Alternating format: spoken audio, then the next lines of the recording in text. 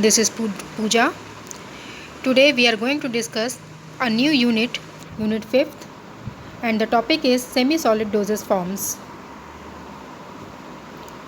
Now we are going to discuss the contents, definition of semi-solid dosage forms, advantages of semi-solid dosage forms, now disadvantages of semi-solid dosage forms, ideal properties, structure of skin, and last one is mechanism and factors influencing dermal penetration of drug. Come through the definition. Semi-solid dosage forms are the topical dosage forms used for the topical, therapeutic, protective और cosmetic function. Students, semi solid dosage forms वो preparations होती हैं जो ना तो liquid होती हैं और ना तो सॉलिड होती हैं. सेमी सॉलिड, सॉलिड और लिक्विड का कॉम्बिनेशन होता है. पेस्ट के फॉर्म में जो प्रिपरेशंस अवेलेबल होती है उसे हम सेमी सॉलिड डोजेस फॉर्म्स कहते हैं. ये प्रिपरेशन जनरली स्किन के ऊपर अप्लाई की जाती है या बॉडी कैविटीज़ में अप्लाई की जाती है. तो सेमी सॉलिड डोजेज फॉर्म्स ऐसी प्रिपरेशंस होती हैं जो हम क्रीम के फॉर्म में कॉस्मेटिक्स की तरह भी यूज़ करते हैं. जनरली जितनी भी मार्केट में क्रीम्स अवेलेबल होती हैं वो सेमी सॉलिड डोजेज फॉर्म्स की कैटेगरी में ही आती हैं. It may be applied to the skin, nasal and other body cavities. जो semi solid dosage forms students जो होती है वो जनरली हमने आपको बताया कि स्किन के ऊपर टॉपिकली अप्लाई की जाती है. जो भी प्रिपरेशन स्किन के ऊपर अप्लाई की जाएगी वो प्रिपरेशन टॉपिकल प्रिपरेशन कहलाएगी. और सेमी सॉलिड प्रिपरेशंस हमेशा बहुत से केसेस में टॉपिकली अप्लाई की जाती है. तो और नेज़ल कैविटीज़ में भी अप्लाई की जाती है, कुछ बॉडी कैविटीज़ हैं उसमें भी अप्लाई की जाती है. Examples of semi solid dosage forms are ointments, paste, cream, plasters, gels and rigid forms. कुछ ऑइंटमेंट होते हैं जो सेमी सॉलिड के फॉर्म में दिए जाते हैं. पेस्ट होते हैं, टूथपेस्ट, क्रीम्स एक्सेट्रा. प्लास्टर्स, कुछ प्लास्टर्स के फॉर्म में भी हम सेमी सॉलिड फॉर्म में देते हैं कुछ प्लास्टर्स को. जेल्स प्रिपरेशन जितनी होती हैं वो सेमी सॉलिड प्रिपरेशन कहलाती है. And rigid forms too. Now these are some semi solid preparations: ointments, creams, paste, gels, poultices and suppositories. Ointment ये देखिए इस तरह से दिखता है, क्रीम और ointment, paste, gels etcetera. Now come to the advantages. अब इसे बनाने की क्या आवश्यकता है, क्या ज़रूरत है सेमी सॉलिड प्रिपरेशंस को बनाने की, इसके एडवांटेजेस क्या क्या हैं ये देख लेते हैं. It is use externally. सबसे अच्छी बात तो ये है कि इसे हमें माउथ में इनटेक नहीं करना पड़ता, तो इसका जो भी साइड इफ़ेक्ट आना होगा वो इनसाइड ऑफ द बॉडी ना आकर के आउटसाइड रहेगा, बॉडी के बाहर रहेगा. पेस्ट लगाते हैं, कोई भी क्रीम हम अप्लाई करते हैं तो उसका इफ़ेक्ट बॉडी के अंदर ना जा करके बाहर से ही हम उसका इफ़ेक्ट देख सकते हैं. तो इट इज़ यूज एक्सटर्नली. इसे एक्सटर्नली यूज़ करते हैं. अप्लाई करने में ईजी होता है. The probability of side effects can be reduce. जो सेकंड पॉइंट है मैंने आपको पहले ही डिस्कस किया कि तो साइड इफ़ेक्ट्स की जो प्रोबेबिलिटी होती है वो कम हो जाती है, साइड इफ़ेक्ट कम होता है. First pass gut and hepatic metabolism is avoided. जो लीवर में पहुंचने पर जो कुछ मेडिसिन ऐसी थी जो डिग्रेड हो जाती थी, जो ख़राब हो जाती थी, उसे हम उस तरह की इसमें कोई प्रॉब्लम नहीं आती है क्योंकि ये टॉपिकली अप्लाई किया जा रहा है, स्किन के ऊपर अप्लाई किया जा रहा है. Local action and site specific action. इसमें क्या होता है कि ये पेस्ट के फॉर्म में होती है, जनरली क्रीम्स के फॉर्म में होती है, ऑइंटमेंट्स के फॉर्म में होती है. तो ये जो प्रिपरेशन होती है इसे साइट स्पेसिफिक साइट पे हम अप्लाई कर सकते हैं. जैसे कहीं पर मान लीजिए हमें चोट लग गई तो हमने वहाँ पर उस प्रिपरेशन को अप्लाई कर दिया, उसे रब करके वहाँ पर लगा दिया. तो क्या होता है कि ये प्रिपरेशन साइट ऑफ एक्शन पे ही डायरेक्टली अप्लाई करने पर इसका जो इफ़ेक्ट होता है वो क्विक आ जाता है. Now it is convenient for unconscious patient. ये प्रिपरेशन बच्चों जो अनकॉन्शियस पेशेंट्स होते हैं, अनकॉन्शियस मीन जिन्हें होश नहीं रहता, जिन्हें कोई मान लीजिए किसी का कोई एक्सीडेंट हो गया है या किसी को कोई ऑपरेशन हुआ है, कोई प्रॉब्लम हो गई है कि उसे होश नहीं है, वो अनकॉन्शियस है, तो ऐसे पेशेंट्स को हम टॉपिकली ओरली कोई प्रिपरेशन नहीं दे सकते हैं. उसे हम अगर क्रीम के फॉर्म में या जेल के फॉर्म में कोई एप्लीकेशन कोई अप्लाई करेंगे कोई प्रिपरेशन, तो उस केस में हमारे सेमी सॉलिड फिट होते हैं.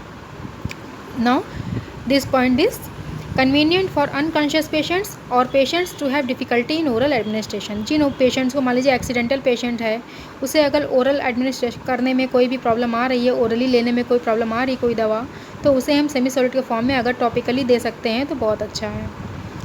तो ये डोजेस फॉर्म्स इसलिए बहुत ही बेस्ट मानी जाती हैं इस केसेस में। Suitable doses forms for bitter drugs, जो कड़वी दवाएं होती हैं उसे हम पेस्ट के फॉर्म में या क्रीम्स के फॉर्म में, टॉपिकल सेमी सॉलिड प्रिपरेशन के फॉर्म में हम दे सकते हैं, क्योंकि जब हम उसे ओरली ले नहीं रहे हैं, ओरली इनटेक नहीं कर रहे हैं, तो उसकी जो कड़वाहट है, जो उसका बिटरनेस है, वो हमें टेस्ट में नहीं आएगा। उसे हम टॉपिकली अप्लाई करेंगे तो ये चीज़ इससे ओवरकम हो जाएगी। More stable then liquid dosage forms, ये प्रिपरेशन जो होती है लिक्विड डोजेस फॉर्म्स के कंपेयर में ज़्यादा स्टेबल होती है। Now come through the disadvantages. The accuracy can't be measured for the semi solid dosage forms. अच्छा, इसका एक डिसएडवांटेज क्या है कि इसमें हम डोज़ की एक्यूरेसी नहीं मेज़र कर सकते। जैसे टैबलेट्स में था 500 मिलीग्राम की हमने कोई टैबलेट ओरली दे दी पेशेंट को, बट इसमें क्या है, अगर हमने बोला कि इसमें आप यहाँ पर टॉपिकली ये दवा लगाइए, कोई क्रीम लगाइए, तो कोई ज़्यादा भी लगा सकता है, कोई कम भी लगा सकता है। तो इसमें क्या होता है कि एक्यूरेसी मेज़र नहीं कर सकते, तो ये इसका एक डिसएडवांटेज है। दूसरा डिसएडवांटेज क्या है, इट मे कॉज स्टेनिंग। कहीं पर मान लीजिए हमने लगाया, पहले आयोडेक्स वगैरह जो आता था उसमें आयोडीन की मात्रा ज़्यादा होती थी, तो क्या होता था वो वहाँ पर अगर हमने कोई क्रीम लगाई फिर उसके बाद वहाँ पर वो क्लॉथ में स्टिक कर जाता था, उसमें उसका कलर छूट जाता था। तो ये भी एक स्टेनिंग की प्रॉब्लम भी है इसकी। They are bulky to handle, ये हैंडल करने में ज़्यादा भारी होते हैं, क्योंकि पेस्ट या क्रीम्स जो भी हम बनाएंगे वो ज़्यादा अमाउंट में बनेगा और उसको ज़्यादा अमाउंट को हैंडल करना बहुत मुश्किल होता है। ये भी एक इसका डिसएडवांटेज है। दूसरा नेक्स्ट डिसएडवांटेज इसका क्या है, एप्लीकेशन विद फिंगर्स में कॉज कंटेमिनेशन। हमेशा जनरली क्या होता है कि हम जो टॉपिकल प्रिपरेशंस हैं, जो सेमी सॉलिड प्रिपरेशंस हैं, उसको हम फिंगर टिप से ही अप्लाई करते हैं। तो कभी फिंगर्स क्लीन होती है, कभी फिंगर्स क्लीन नहीं होती हैं, तो जनरली क्या होता है कि पेशेंट को कंटेमिनेट होने के चांस बहुत ज़्यादा रहते हैं। मीन्स पेशेंट में किसी भी तरह का कोई कंटेमिनेशन, उसमें माइक्रोबियल ग्रोथ या फंगल इन्फेक्शन होने के चांसेस ज़्यादा रहते हैं। Physico chemical preparation is less stable, इसकी जो फिजिको केमिकल प्रिपरेशंस होती हैं वो लेस स्टेबल रहती हैं then solid dosage forms. Solid dosage forms के कंपेयर में जो इसकी प्रिपरेशन होती हैं वो कम स्टेबल होती हैं। इट मे काज इरिटेशन और एलर्जी टू सम पेशेंट। इसका एक सबसे बड़ा बेटा डिसएडवांटेज बच्चों ये है कि ये प्रिपरेशंस इरिटेशन या एलर्जी कॉज कर देती हैं। कभी ऐसा होता है ना कि कोई क्रीम हमने अप्लाई करी तो वो सूट करी, कोई सूट नहीं करी। ये टर्म, ये जो सूट करना और ना सूट करना, ये कहलाता है कि एलर्जी होना या एलर्जी ना होना। अगर एलर्जी नहीं हुई तो मीन्स वो प्रिपरेशन, वो क्रीम सूट कर गई। अगर एलर्जी हो गई या कोई इरिटेशन या रेडनेस हो गई तो हम कहते हैं कि ये क्रीम सूट नहीं करी। तो क्या होता है कि यही चीज़ कहलाती है हमारी इरिटेशन और allergy. It may cause irritation और एलर्जी टू सम पेशेंट। जब टॉपिकली हम किसी भी चीज़ को अप्लाई करेंगे, कोई भी प्रिपरेशन अप्लाई करेंगे सेमी सॉलिड प्रिपरेशन में, कोई भी पेस्ट या कोई भी क्रीम, जनरली कॉस्मेटिक क्रीम्स जितनी भी होती हैं, जैसे फेयर एंड लवली है, आपका फेयर एंड हैंडसम है, ये जो क्रीम्स हैं ये सारी कॉस्मेटिक्स सेमी सॉलिड प्रिपरेशंस कहलाती हैं। तो ये प्रिपरेशन मान लीजिए कुछ पेशेंट्स को, कुछ लोगों को अप्लाई करने पर ये ठीक होती है, इसका कोई साइड इफेक्ट नहीं आता, बट कुछ पेशेंट्स के साथ में कोई प्रॉब्लम आ जाती है, रेडनेस हो जाती है, स्किन में इरिटेशन हो जाता है। तो इस तरह की जो प्रॉब्लम्स कहलाती है एलर्जी या इरिटेशन कहलाता है। ये भी इसका एक बहुत बड़ा डिसएडवांटेज है। Now ideal properties of semi solid dosage forms. अब सेमी सॉलिड डोजेस फॉर्म्स की आइडियल प्रॉपर्टीज़ कौन कौन सी है, ऐसे ही प्रिपरेशन बनाने के लिए क्या क्या आइडियल प्रॉपर्टीज़ होनी चाहिए। सबसे पहले तो इसका टेक्सचर स्मूथ होना चाहिए, देखने में ये अच्छा होना चाहिए, नॉन डिहाइड्रेटिंग होना चाहिए। मीन्स अगर हमने कहीं पर अप्लाई किया तो ये वहाँ पर जा कर के वहाँ उस जगह के, उस स्किन के वाटर के बैलेंस को डिसबैलेंस ना करें, डिहाइड्रेट ना करें। नॉन ग्रिटी होना चाहिए, उसमें कोई भी खुरदरापन नहीं होनी चाहिए। Non greasy and non staining होना चाहिए, ये चिपचिपा नहीं होना चाहिए, और साथ ही ऐसा भी नहीं होना चाहिए कि कहीं पर कोई कलर या स्टेन छोड़े।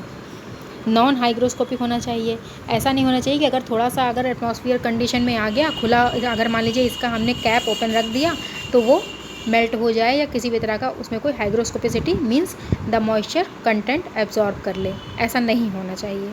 तो ऐसी एक प्रॉपर्टीज़ हमारी सेमी सॉलिड डोजेस फॉर्म्स में होनी चाहिए कि जो स्मूथ हो, एलिगेंट हो, देखने में अच्छा लगे, कोई तरह का उसमें किसी भी तरह का कोई सॉलिड पार्टिकल ऐसा ना हो जो रफ़ हो, फाइन सॉलिड पार्टिकल्स यूज़ होने चाहिए, और नॉन ग्रीसी होना चाहिए, नॉन स्टेनिंग होना चाहिए, साथ ही साथ नॉन हाइग्रोस्कोपिक होना चाहिए। हाइग्रोस्कोपिक हमने आपको बच्चों बताया था, रिकॉल करिए। हाइग्रोस्कोपिक का मतलब होता है कि वो कंटेंट, वो प्रिपरेशंस जो एटमॉस्फेयर से मॉइस्चर को एब्जॉर्ब कर ले, तो ऐसी प्रिपरेशन नहीं होनी चाहिए कि जो मॉइस्चर से एटमॉस्फेयर से मॉइस्चर को एब्जॉर्ब कर ले, वो नॉन हाइग्रोस्कोपिक होनी चाहिए।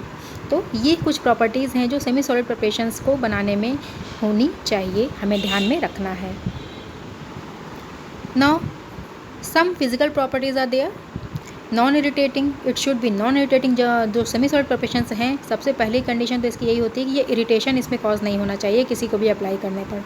तो it should be non irritating. Do not alter membrane और स्किन फंक्शन।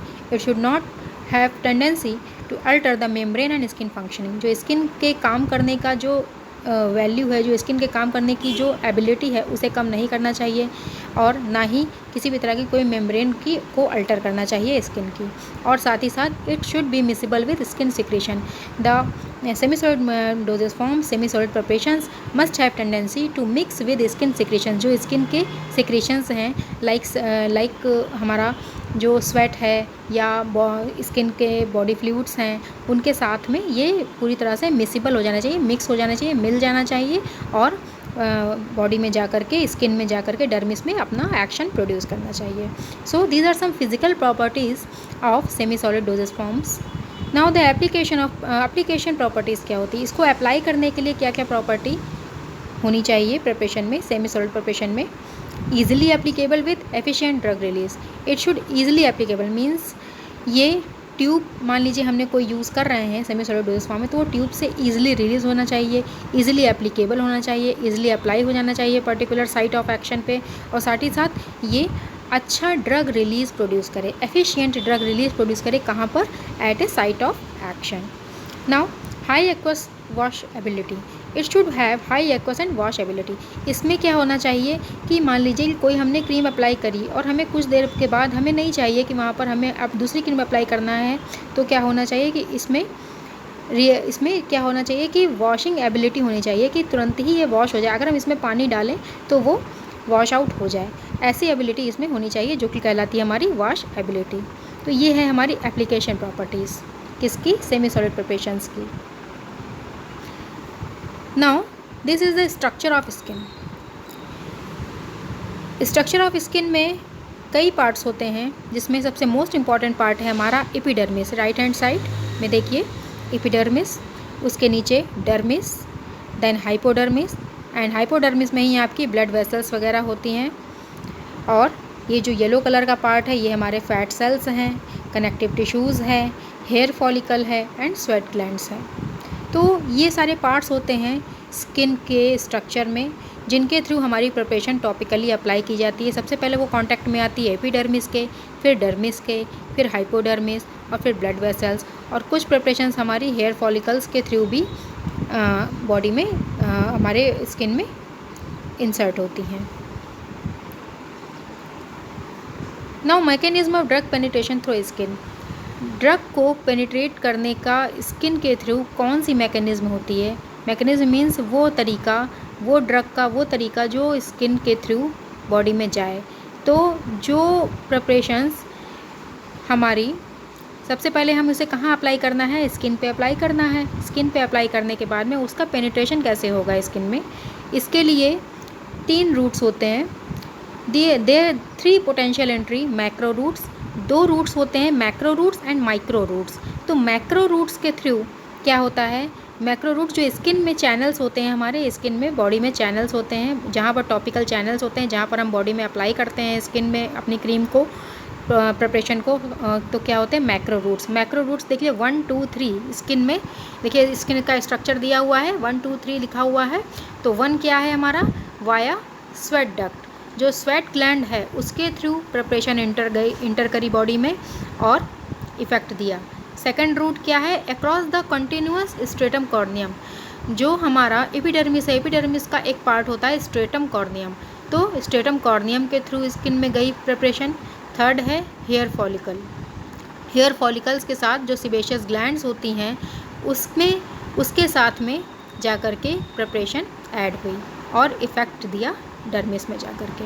तो ये है एंट्री करने के कुछ पॉइंट्स, 1 2 3 पॉइंट्स दिए हुए हैं। पहला पॉइंट है हमारा स्वेट पोर्ट, जहाँ से स्वेट, हमारे पसीने की ग्रंथि जिसको कहते हैं, जो है वहाँ से इंटर करी ड्रग। दूसरा क्या है? एपिडर्मिस से इंटर करी। थर्ड क्या है? हेयर फॉलिकल के थ्रू इंटर करी। तो ये है कुछ मैकेनिज्म ड्रग जो कि पेनिट्रेट करती हैं through the skin.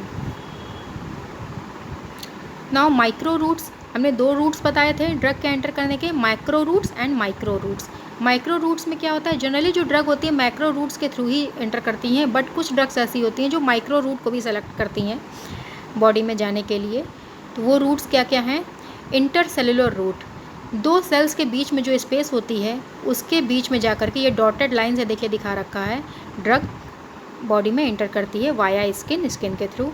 And next transcellular route, cells से सेल्स में जाती हुई ड्रग बॉडी में एंटर करती है। ट्रांससेलुलर मीन्स सेल से सेल में एंट्री करते हुए बॉडी में अंदर 1 बाय 1 जाती है प्रिपरेशन। तो ये रूट कहलाता है हमारा micro route, intercellular route and transcellular route. Low molecular weight molecules penetrate through the stratum corneum to some extent. हमने आपको ऐसे ही बताया कि लो मॉलिक्यूलर वेट के जो मॉलिक्यूल्स हैं वो स्ट्रेटम कॉर्नियम के थ्रू एंटर करते हैं। Skin appendages are main route for electrolytes, जो स्किन के अपेंडेजेस हैं जैसे कि हेयर फॉलिकल्स है, स्वेट ग्लैंड्स हैं, ये सब इलेक्ट्रोलाइट्स, पोलर स्टेरॉइड्स और एंटीबायोटिक्स के लिए रिस्पॉन्सिबल होते हैं बॉडी में जाने के लिए। ठीक, particles of 3 to 10 micron penetration power through hair follicle and particles less than 3 micron penetrate through stratum corneum. जो पार्टिकल्स ड्रग के 3 से 10 माइक्रॉन के होंगे वो हेयर फॉलिकल्स के थ्रू बॉडी में स्किन में एंटर करेंगे, और जो ड्रग के पार्टिकल 3 माइक्रॉन से नीचे होंगे वो स्ट्रेटम कॉर्नियम के थ्रू बॉडी में एंटर करेंगे। हेयर फॉलिकल्स रूट में be important for ions and large polar molecules. Hair follicles का जो रूट है वो इम्पॉर्टेंट है किसके लिए, आयंस और लार्ज पोलर मॉलिक्यूल्स के लिए। Topically applied agents such as steroids, hexachlorophene, griseofulvin, sodium fusidate and fusidic acid में फॉर्म ए डिपॉट और reservoir by binding with the stratum corneum. जो टॉपिकली अप्लाइड एजेंट्स हैं जैसे स्टीरॉइड है, sodium फ्यूजिडेट है, ग्रिसोफल्विन है, ये क्या करते हैं कि बॉडी में जाकर के स्किन के नीचे डिपॉट मीन्स इकट्ठा हो जाते हैं और फिर धीरे धीरे वो स्ट्रेटम कॉर्नियम में रिलीज़ होने लगती है दवा उस डिपॉट में से। Next, factors influencing dermal penetration of drug. अब वो फैक्टर्स कौन कौन से हैं जो ड्रग की पेनिट्रेशन पावर को अफेक्ट करते हैं, स्किन के थ्रू जो ड्रग जा रही है बॉडी में उसकी पेनिट्रेशन एबिलिटी को अफेक्ट करते हैं। पहला फैक्टर है बायोलॉजिकल फैक्टर, दूसरा फैक्टर है physico chemical factor. Biological factors में क्या होता है, स्किन की कंडीशन कैसी है, स्किन की एज कैसी है, मीन्स वो बच्चे की स्किन है, एडल्ट की है या बूढ़े पेशेंट्स की स्किन है, ब्लड का फ्लो कैसा है स्किन में, रीजनल स्किन साइट कैसी है, मीन्स कहाँ पर अप्लाई किया जाता है, नोज़ की स्किन है कि हैंड की स्किन है कि लेग की स्किन है, कौन सा साइट है, स्किन का मेटाबॉलिज्म कैसा है, स्पीशीज़ डिफरेंस कैसा है, जो हम जहाँ पर रह रहे हैं वहाँ का एटमॉस्फेरिक कंडीशन कैसी है। तो ये सारे जो फैक्टर्स आते हैं ये बायोलॉजिकल फैक्टर के अंडर में आते हैं जो कि स्किन के थ्रू ड्रग की पेनिट्रेशन एबिलिटी को अफेक्ट करते हैं। दूसरा फैक्टर क्या है, फिजिको केमिकल फैक्टर्स। जो फिजिको केमिकल फैक्टर्स होते हैं उसमें आता है हमारा स्किन हाइड्रेशन, स्किन का हाइड्रेशन कैसा है, टेम्परेचर कैसा है, स्किन का पीएच कैसा है, डिफ्यूज़न कोफिशिएंट कैसा है, ड्रग की कंसंट्रेशन कैसी है, पार्टीशन कोफिशिएंट कैसा है, molecular size and shape of drug कैसा है, ये सारी चीज़ें डिस्कस की जाती हैं हमारी, ये आती हैं फैक्टर्स में, फिजिको केमिकल फैक्टर्स कहलाते हैं। Now come through the one by one biological factors. Biological factors में skin condition, the intact healthy skin is tough barrier but acids and alkali injured barrier cells and thereby promote penetration. Generally होता क्या है कि जो हमारी skin healthy होती है वो एक टफ बैरियर का काम करती है, उससे जल्दी कोई भी ड्रग पास नहीं हो सकती है, बट कुछ एसिड्स और एल्कली प्रिपरेशंस ऐसी होती हैं, कुछ नॉन पोलर सॉल्वेंट्स या सर्फेक्टेंट्स ऐसे होते हैं जो स्किन में पेनिट्रेट कर जाते हैं। तो इस तरह से स्किन कंडीशन डिपेंड करता है कि हमारी प्रिपरेशन कैसी बननी चाहिए। Disease alter the skin condition, अगर कोई डिजीज़ है, कोई बीमारी है स्किन की, तो स्किन की कंडीशन अल्टर हो जाएगी। जैसे मान लीजिए कहीं पर कोई एक्जिमा हो गया या कोई इन्फेक्शन हो गया, तो वो स्किन वहाँ पर थोड़ी सी पतली या रफ हो जाएगी। तो वहाँ पर क्या होता है कि अप्लाई करेंगे जब हम कोई ड्रग, तो वो जल्दी चली जाएगी स्किन के अंदर, क्योंकि वहाँ पर कोई बैरियर नहीं है सच। तो अगर कोई स्वेलिंग है स्किन में, तो भी यही काम होगा कि ड्रग अगर अप्लाई करेंगे तो वो जल्दी स्वेल्ड एरिया से जल्दी जाएगी। ठीक, तो ये कंडीशंस होती हैं स्किन की कंडीशन कैसी है, और ये बायोलॉजिकल फैक्टर्स में आता है। दूसरा है हमारा स्किन की एज, किस टाइप का पेशेंट्स है। Skin of the young and the elderly is more permeable than adult tissue. ये पॉइंट कह रहा है हमारा कि अगर कोई पेशेंट बच्चा है या यंग है तो या एल्डरली है, तो उसकी जो परमिएबिलिटी होगी स्किन की वो ज़्यादा होगी। ठीक है। Childrens are more susceptible to the toxic effects of drug chemicals because of their greater surface area per unit body. अगर चिल्ड्रंस हैं, बच्चे हैं, तो वो जल्दी रिस्पॉन्सिबल हैं टॉक्सिक इफ़ेक्ट के थ्रू ड्रग के। क्यों? क्योंकि जो स्किन है वो बहुत सॉफ्ट होती है और उनका जो स्किन का जो सरफेस एरिया होता है वो ज़्यादा कवर करता है, ज़्यादा एब्जॉर्ब करता है ड्रग को। तो इसलिए स्किन की एज बहुत मैटर करती है कि ड्रग किस पेशेंट को दी जा रही है। ठीक है। Now blood flow, an increased blood flow could reduce the amount of time of a penetration remains in the dermis. अगर अच्छा ब्लड फ्लो है स्किन के नीचे, तो क्या होगा कि साइट ऑफ एक्शन से ड्रग जल्दी पास हो जाएगी ब्लड सर्कुलेशन के थ्रू बॉडी में। क्यों? क्योंकि ब्लड के फ्लो के थ्रू ही स्किन से हमारे ड्रग बॉडी में सर्कुलेट हो रही है। तो ब्लड फ्लो जैसा होगा वैसे ही सर्कुलेशन हमारे ड्रग की होगी। Regional skin sites, regional skin sites क्या होते हैं? Variations in permeability depends on the thickness and nature of the stratum corneum and the density of the skin appendages. जैसा कि हमने आपको बताया कि मान लीजिए कि कोई हमें ड्रग अप्लाई करनी है फेस पे, कोई ड्रग अप्लाई करनी है हमें लेग पे, तो कोई ड्रग अप्लाई करनी है ईयर्स पे। तो ईयर्स की जो स्किन है वो थिन होती है, फेस की स्किन अलग होती है और लेग की स्किन अलग होती है। तो जैसा जैसा साइट ऑफ एप्लीकेशन है वैसा ही इफ़ेक्ट आएगा बॉडी पर हमारी ड्रग का। सॉफ्ट स्किन होगी वहाँ जल्दी पेनिट्रेट करेगी ड्रग, हार्ड स्किन होगी वहाँ देर में पेनिट्रेट करेगी ड्रग। यही चीज़ कहलाई है इसमें रीजनल स्किन साइट्स। तो डिफरेंट जो साइट्स हैं वहाँ पर एब्जॉर्प्शन चेंज होगा। ठीक, absorption change with substance, volunteer and site. ये पॉइंट ये कह रहा है कि जैसा कि सब्सटेंस है जो हमारा ड्रग है उसकी क्वालिटी कैसी है, वॉलंटियर है जो मीन्स जिसके ऊपर ड्रग अप्लाई की जा रही है उसकी क्वालिटी कैसी है, वो कहाँ पर अप्लाई कर रहा है, और साथ ही साथ किस जगह पर स्किन बॉडी में अप्लाई की जा रही है। ये सब चीज़ें डिपेंड करती हैं फैक्टर्स के फॉर्म में। Permeabilities depend on the thickness of stratum corneum. जो परमिएबिलिटी है मीन्स ड्रग की पेनिट्रेट करने की जो एबिलिटी है उसको कहते हैं परमिएबिलिटी। ड्रग की पेनिट्रेट करने की जो एबिलिटी है वो डिपेंड करता है कि स्ट्रेटम कॉर्नियम की थिकनेस क्या है।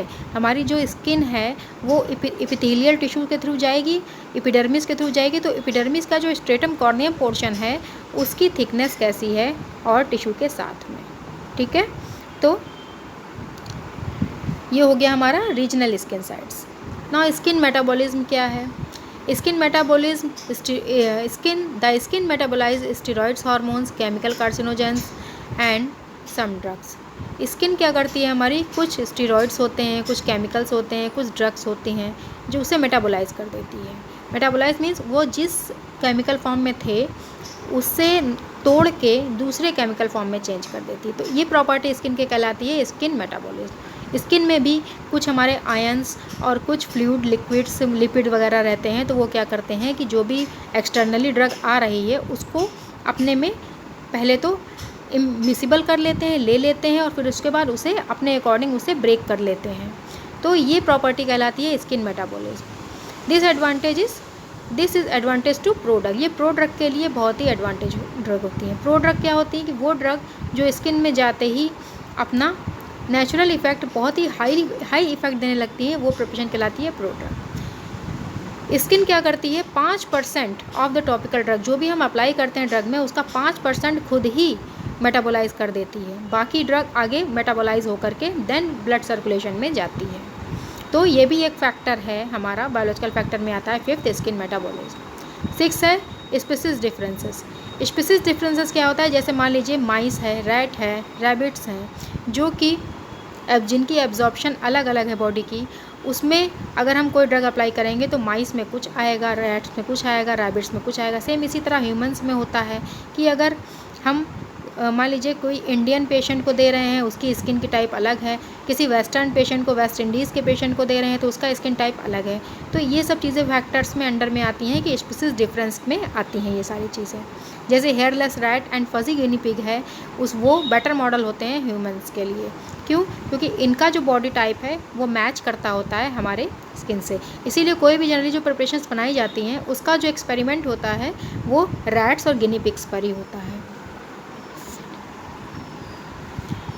अब ये हमारे बायोलॉजिकल फैक्टर्स कंप्लीट हुआ। अब नेक्स्ट है हमारा फिजिको-केमिकल फैक्टर्स। फिजिको-केमिकल फैक्टर्स क्या होता है, इसमें स्किन हाइड्रेशन का क्या होता है। फिजिको-केमिकल फैक्टर्स में स्किन हाइड्रेशन बहुत ही इंपॉर्टेंट फैक्टर कहा जाता है। जब when water saturates the skin to the tissue swell then soften wrinkles and hydration of the stratum corneum increase permeability. इसमें जनरली क्या होता है कि जब वाटर स्किन के थ्रू जाता है तो स्किन के टिश्यू स्वेल कर जाते हैं, सॉफ्ट हो जाते हैं, या उनमें झुर्रियाँ आ जाती हैं, रिंकल पड़ जाते हैं। और इन सब जनरली इसका काम क्या है, it increase the permeability of the stratum corneum. इसका एग्जांपल्स हैं हमारे डस्टिंग पाउडर्स, लोशंस। ये क्या करते हैं, ये सब स्किन हाइड्रेटिंग एजेंट हैं और सबसे पहले ये बॉडी में जाते हैं तो टिश्यू को स्वेल करते हैं, फिर सॉफ्ट करते हैं, एक्सेट्रा। ठीक। Now temperature and pH. अब टेम्परेचर और पीएच का क्या इफेक्ट पड़ता है स्किन पे। Penetration rate of the material through human skin can change tenfold for large temperature variation. Temperature अगर ज़्यादा होगा तो पेनिट्रेशन एबिलिटी भी ज़्यादा होगी। ठीक। According to pH partition hypothesis only unionized molecules pass readily across lipid membrane. PH partition hypothesis के according pH क्या होता है, बॉडी में हाइड्रोफिलिक लिपोफिलिक बैलेंस को बनाने के लिए जो हाइड्रोजन आयन की कंसंट्रेशन होती है बॉडी में वो कैसी होनी चाहिए, ये सब चीज़ें डिपेंड करती हैं पीएच पे। तो पीएच का पार्टीशन हाइपोथेसिस के अकॉर्डिंग केवल अनआयोनाइज्ड मॉलिक्यूल्स लिपिड मेम्ब्रेन के थ्रू पास हो सकते हैं। जो हमारी, हमने आपको बताया था कि स्वेट ग्लैंड्स जो हमारी स्किन के स्ट्रक्चर में थी, तो क्या होता है कि जो हमारी बॉडी में जब ड्रग कोई जाती है एपिडर्मिस के थ्रू तो वो लिपिड मेम्ब्रेन के कांटेक्ट में आती है। तो लिपिड मेम्ब्रेन के थ्रू केवल वही ड्रग पास हो सकती हैं जो कि अनआयोनाइज्ड फॉर्म में हो। ठीक। Diffusion coefficient. Diffusional speed of a molecule depends mainly on the state of matter of the medium. Diffusional speed molecules की डिपेंड करती है कि मैटर क्या है, मीडियम क्या है। जैसे कि अगर वाटर मीडियम है तो ड्रग कंटेंट हमारा वाटर के अकॉर्डिंग होना चाहिए, और अगर लिपिड मीडियम है तो ड्रग कंटेंट हमारा लिपिड के अकॉर्डिंग होना चाहिए। तो diffusion coefficient of a drug in a topical vehicle depends on the properties of the drug and the diffusion medium end of the interaction between them. तो ये हो गया हमारा डिफ्यूजन कोफिशिएंट कि ड्रग कि हमारी बॉडी की एबिलिटी के अकॉर्डिंग ड्रग डिसाइड होनी चाहिए। कि ऐसा नहीं होना चाहिए कि लिपिड सॉल्युबल ड्रग है तो वहाँ पर लिपिड सॉल्युबल अगर प्रॉपर्टी है ड्रग में तो उसे हम वाटर सॉल्युबल बना दें, नहीं।